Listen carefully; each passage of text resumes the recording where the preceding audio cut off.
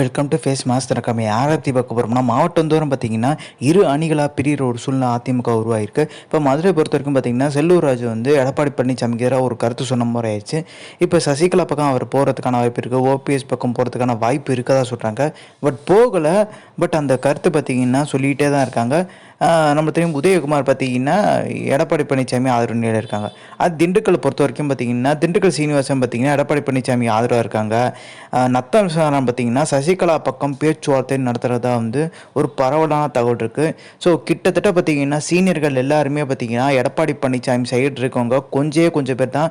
So பெரிய லெவலில் சொல்லிக்கிற மாதிரிலாம் ஒரு 5 பேரோ 6 பேர் தான். எடப்பாடி பழனிசாமி எப்படி வந்து ஓபிஎஸ் பக்கம் 4 பேர் தான் இருக்கான்னு சொன்னாங்களோ அதே மாதிரி இப்போ ஒட்டுமொத்தம் பார்த்தீங்கன்னா அதிமுக சீனியர்கள் எல்லாருமே வந்து எடப்பாடி பழனிசாமி விட்டு ஒதுங்கிறதுக்கான ஒரு விஷயம் கையில் எடுத்திருக்காங்களான்னு கேட்டிங்கன்னா இல்லை.